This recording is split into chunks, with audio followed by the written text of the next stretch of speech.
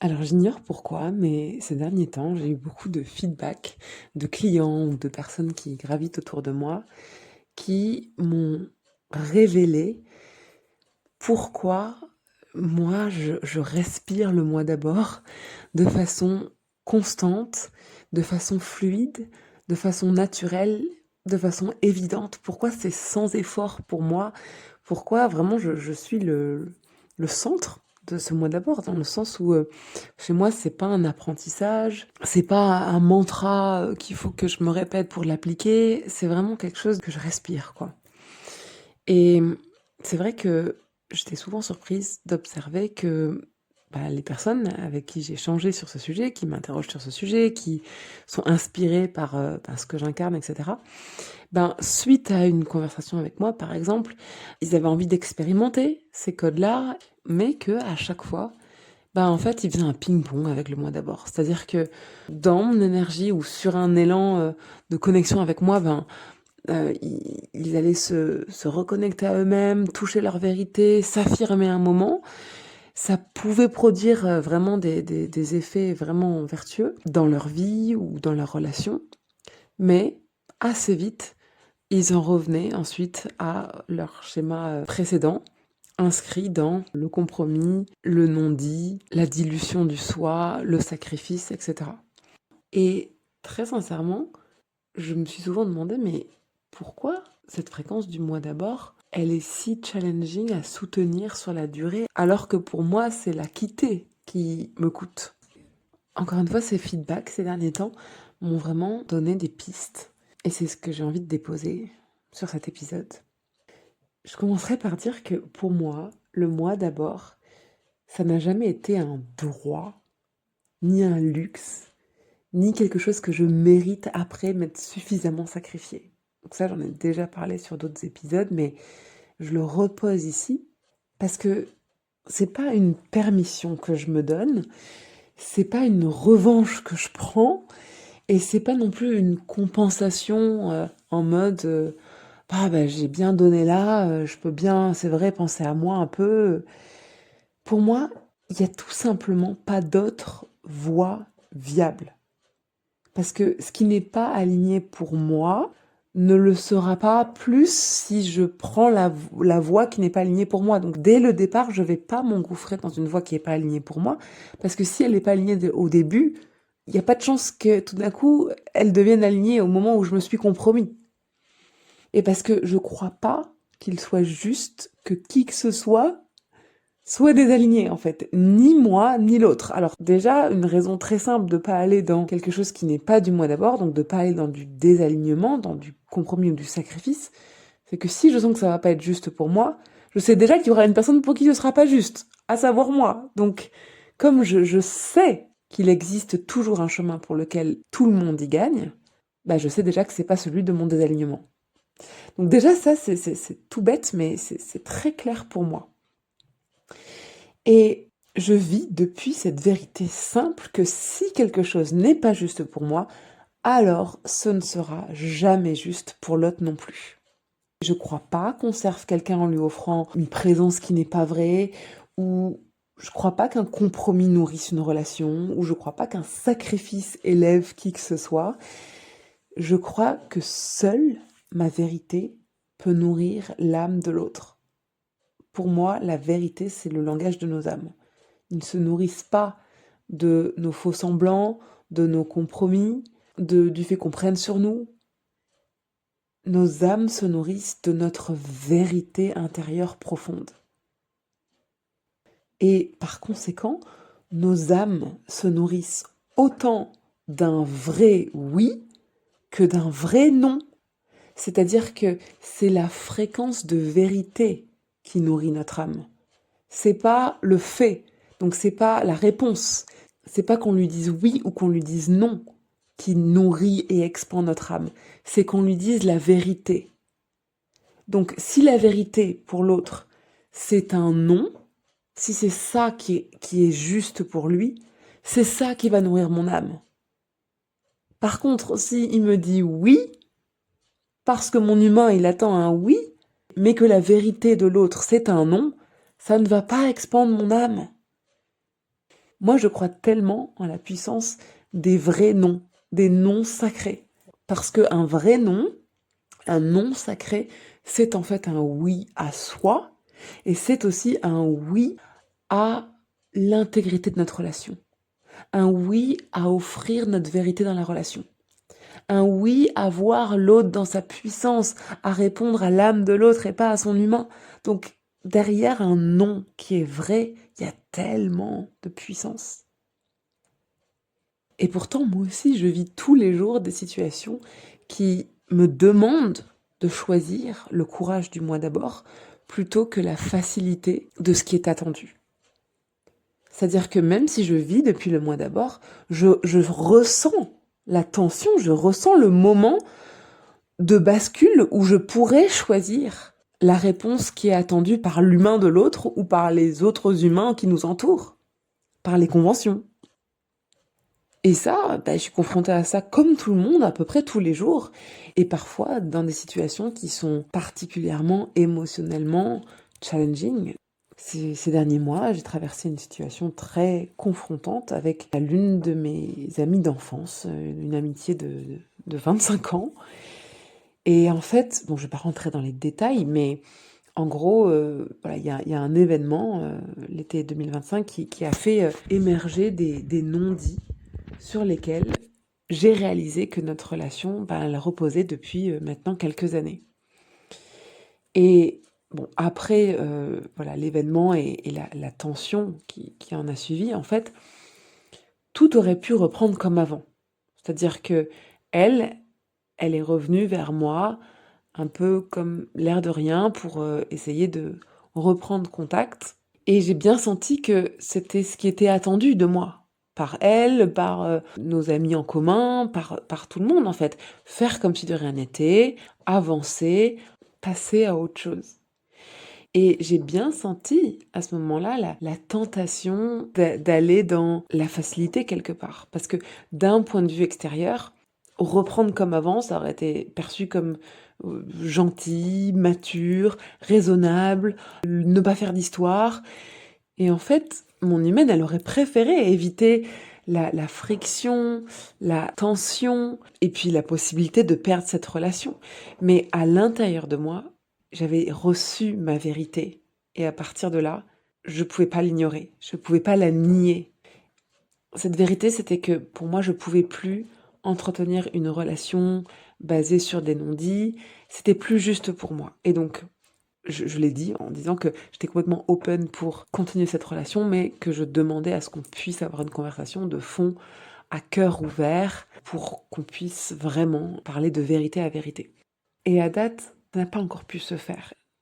Et donc ce qui se passe, c'est que aujourd'hui, je suis dans une situation où mon choix n'est pas le choix qui est attendu et compris par cette amie et par notre entourage. Mais pour moi, reprendre comme avant, ça aurait signifié me trahir, me taire là où quelque chose demandait à être dit. Ça aurait demandé à offrir une présence qui serait édulcorée, à créer des échanges un peu de surface, où je suis plus en fait dans cet état d'évidence, de confiance et de relation voilà, fluide et naturelle. Et c'est pas ok pour moi en fait.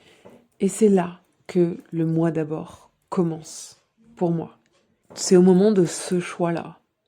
Parce que dire ma vérité, ça signifiait accepter qu'elle ne soit pas entendue, ça signifiait accepter d'être incomprise, accepter d'être la méchante et accepter potentiellement de perdre définitivement cette amitié.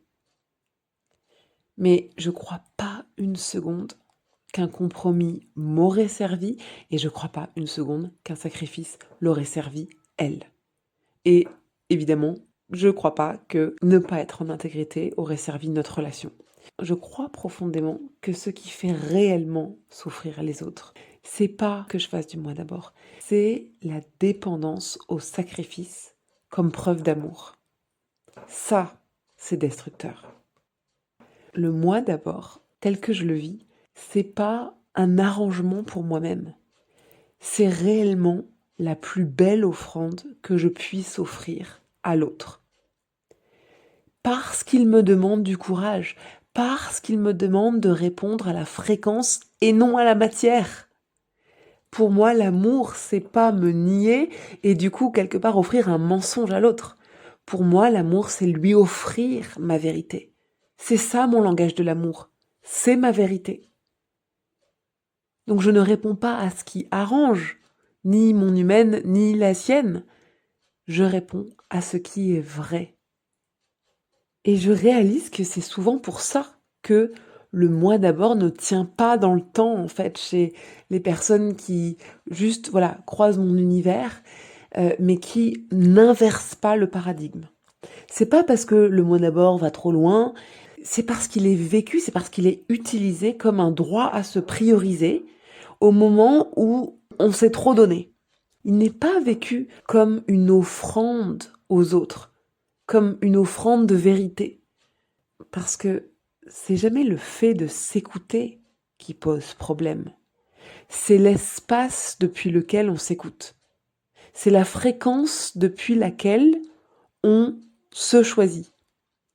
Quand le moi d'abord, il est vécu depuis la réparation de l'humain. L'humain qui demande réparation, l'humain qui se dit oh ben c'est bon, hein, j'ai assez donné, maintenant je mérite un peu. Hein.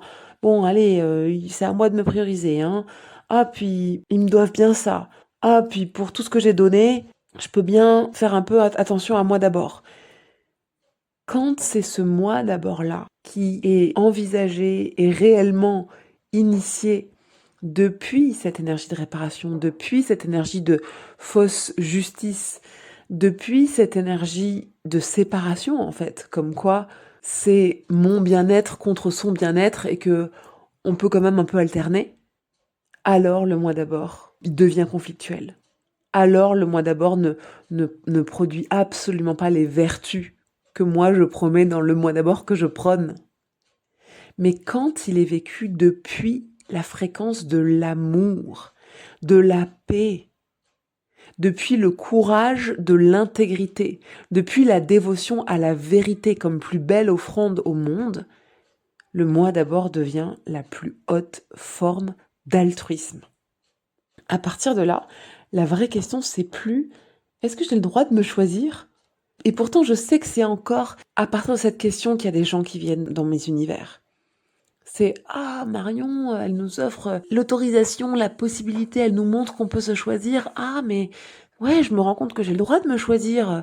Ah, ben je vais aller faire du moi d'abord avec Marion. » Ça arrive que des personnes viennent à moi parce qu'ils viennent depuis une expérience qui n'est pas le moi d'abord, qui est le compromis, le sacrifice, les non-dits, et tout d'un coup ils s'éveillent à cette possibilité de vivre plus dans leur vérité. Je dirais que c'est une première étape, mais si on en reste là, on ne peut pas réellement expérimenter la puissance et la vertu du moi d'abord. Et donc je disais que la vraie question, c'est pas est-ce que j'ai le droit de me choisir ? C'est depuis quel espace je me choisis. Et c'est là que on va pouvoir basculer dans une fréquence qui est durable et qui est fluide et qui est évidente parce qu'elle devient la seule fréquence d'expansion possible. Parce qu'on ne peut plus rebasculer dans une autre fréquence, parce qu'on comprend réellement pourquoi elle est vertueuse. Elle n'est pas vertueuse pour servir notre humain. Elle est vertueuse parce que c'est elle qui sert notre âme et celle des autres. Et c'est exactement parce qu'il y a besoin de temps et réellement d'une immersion quotidienne, régulière dans cette fréquence-là, depuis ce centre-là, et non pas depuis l'énergie de réparation, que j'offre des espaces de haute proximité, comme mes one-on-one ou comme Divine Égoïste, qui est vraiment l'espace d'incarnation du moi d'abord. C'est pas un espace pour juste comprendre l'intérêt de se prioriser, c'est un espace pour se rappeler que c'est le choix courageux, mais que c'est le choix le plus noble, le plus pur, le plus altruiste. Et c'est surtout un espace pour le vivre depuis la bonne fréquence. C'est un espace de haute proximité avec moi parce que du coup, au quotidien, on va être immergé dans ma fréquence, dans mes partages très concrets sur comment je l'incarne moi dans tous les domaines de ma vie quel que soit le degré de difficulté, je le rends accessible, je le rends palpable. Et à cela, on rajoute des rencontres en live hebdomadaires où chacun peut venir déposer ses questionnements, là où le mois d'abord devient challenging, ses doutes, sa situation vécue actuelle. Et moi, j'offre à nouveau cette fréquence de paix, cette fréquence d'amour dans lequel mon moi d'abord est ancré. Et c'est vraiment à force de toujours être rappelé à cette fréquence-là d'initiation du moi d'abord, sur plusieurs mois, Divine Égoïste, c'est 6 mois ou 1 an. Parce que ce sont des personnes qui décident réellement de déconstruire le besoin de réparation ou l'image de l'égoïsme au sens propre et qui veulent vraiment réancrer, se rappeler de cet espace pur et intègre depuis lequel on peut vivre le moi d'abord au service du soi et des autres et du monde. Parce que pour moi, le moi d'abord, c'est pas du tout le choix de la facilité, c'est le choix du courage. Et donc exactement là où le courage vacille, là où on a envie de satisfaire l'autre humain parce que c'est tellement plus facile, eh bien, d'être constamment dans ma fréquence et avec mes vocaux plusieurs fois par semaine et ensuite toutes les semaines être en live avec moi dans ma fréquence et pouvoir déposer cette situation qui est challengeante, à force de se choisir dans le choix courageux, à force d'être rappelé à cette fréquence centre de l'amour, de la paix, de l'intégrité et du moi d'abord comme offrande et non pas comme droit, et non pas comme luxe et non pas comme mérite, mais comme offrande, comme cadeau à l'autre, à force d'être rappelé à cette fréquence-là, on finit par voir qu'il n'y a pas de choix plus beau. Et c'est comme ça qu'on maintient cette fréquence sur la durée. Le moi d'abord n'est pas une posture confortable. C'est une voie de vérité. Et pour moi, il n'y a pas de plus belle manière de créer, d'impulser, de servir et d'aimer.